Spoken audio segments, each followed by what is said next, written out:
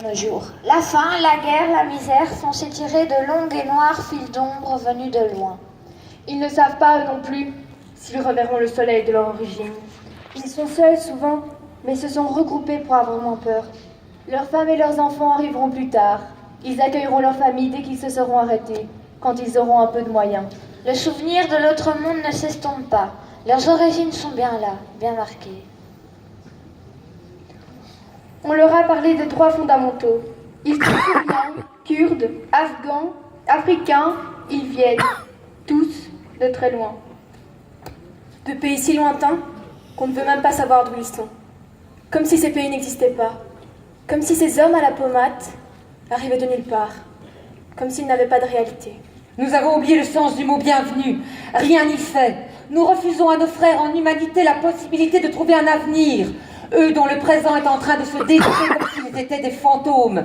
Ils ont espéré un rivage, ils ont tâté une côte, ils ont foulé une terre inconnue et ils y ont découvert le sens du mot infortune.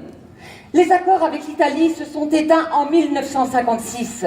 Il y en a eu d'autres, mais pourvu que plus jamais on ne monnaie le prix d'un homme, que le cosmopolitisme, l'internationalisme, l'amitié, l'ouverture à l'autre, le respect des libertés guident notre Europe.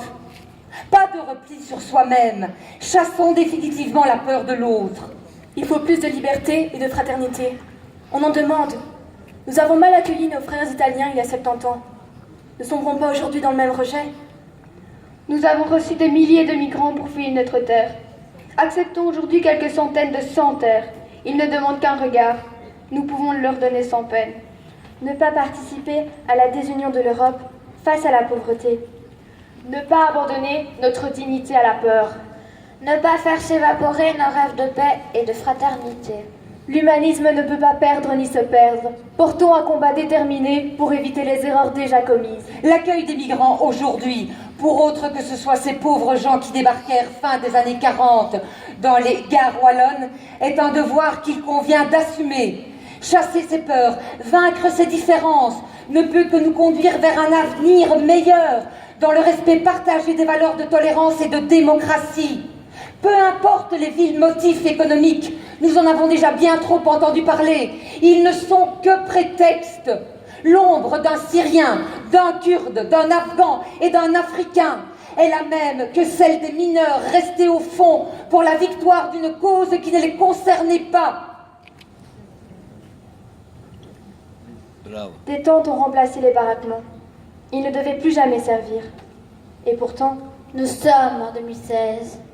ignorer la réalité des choses, fermer les yeux pour y trouver le sommeil, ne fera que nous plonger dans une nuit de cauchemar. Nous sommes en 2016.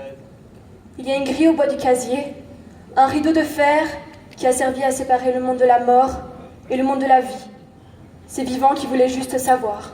Nous sommes en 2016. Surtout ne pas créer une grille d'indifférence, plus terrible encore, plus efficace que toutes les serrures du monde. Nous sommes en 2016. Ouvrons nos barrières, abattons nos grilles, les morales et les physiques. Ouvrons nos esprits et nos bras. Nous sommes en 2016. Il n'est pas l'heure. Et nous ne voulons pas moraliser une situation qui nous échappe souvent, tout aussi insupportable soit-elle. Ce sont les jeunes, les enfants, qui font entendre lors de cet hommage leur voix.